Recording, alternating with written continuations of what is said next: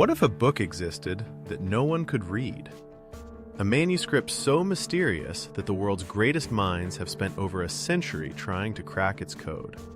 Today, we dive deep into the Voynich Manuscript, a book of secrets hidden in plain sight. What is it? Who created it? And why does it still defy explanation? Stay with us as we uncover the truth. Welcome to SherlockMode. In 1912, book dealer Wilfred Voynich made a discovery that would perplex historians for generations. Hidden in a chest within an ancient castle in Italy, he found a manuscript unlike anything the world had ever seen. Voynich called it an ugly duckling, strange, incomprehensible, yet impossible to ignore. But where exactly was this castle? That's where our mystery begins to deepen. For decades, historians believe the manuscript came from Villa Mondragone, near Rome. But recent research revealed something unexpected. It was actually hidden at Villa Torlonia in Castel Gandolfo. The Jesuits had carefully concealed their manuscripts there, away from the Italian government's grasp. Voynich's silence about the exact location wasn't carelessness, it was protection. The manuscript's journey had been deliberately obscured. Now we trace back further. The manuscript's earliest documented owner was Holy Roman Emperor Rudolf II, who ruled Prague from 1576 to 1612. He paid 600 gold ducats for this enigma, a fortune at the time. But Rudolf never revealed who he bought it from or when. The trail goes cold. Decades of silence follow. Then, in 1639, a Prague alchemist named George Baresch mentions it in a letter. He's desperate. He's been trying to decode it for years without success. Baresch sends samples of the mysterious script to the one man he believes can decipher it, Jesuit scholar Athanasius Kircher. Kircher is legendary. He's studied ancient languages. He's attempted to crack Egyptian hieroglyphs.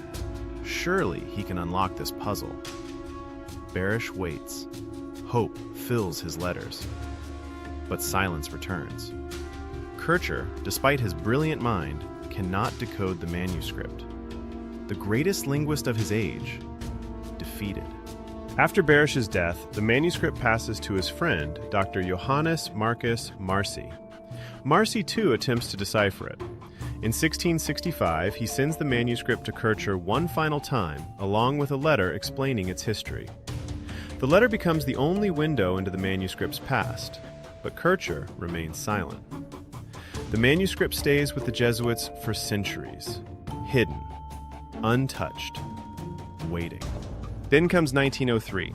The Jesuits face financial crisis. They must sell their rare book collection to the Vatican.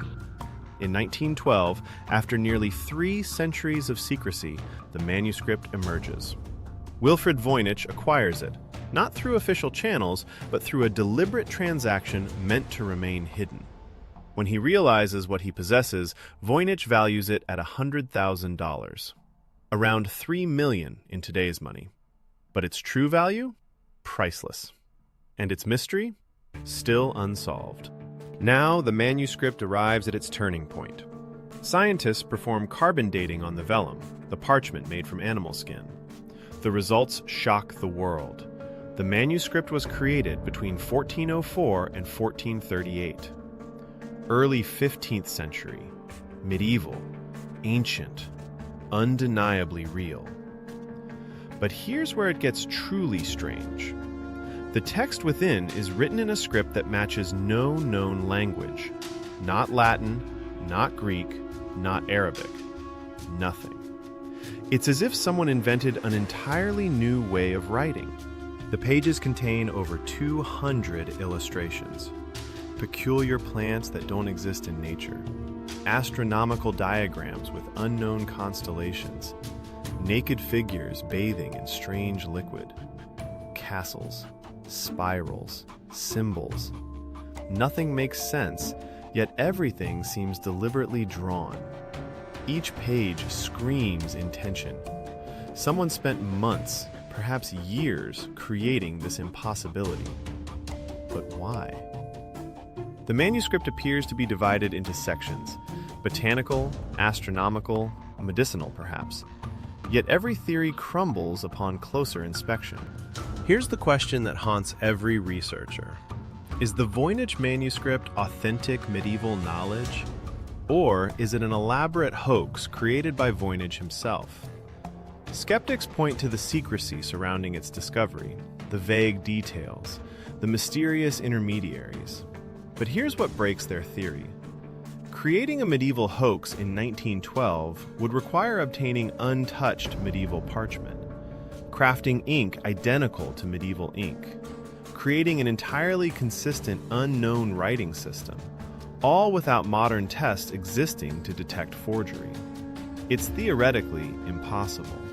Let us analyze the evidence like Sherlock Holmes examining a crime scene. First clue, the parchment itself.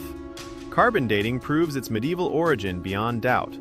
A modern forger in 1912 could not have obtained medieval vellum of this quality without leaving traces. Second clue, the ink composition.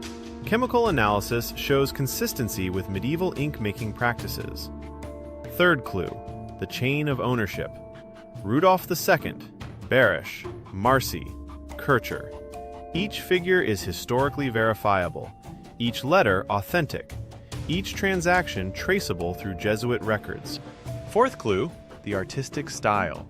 Italian and German characteristics blend in the illustrations, consistent with early 15th century art, not with Voynich's era.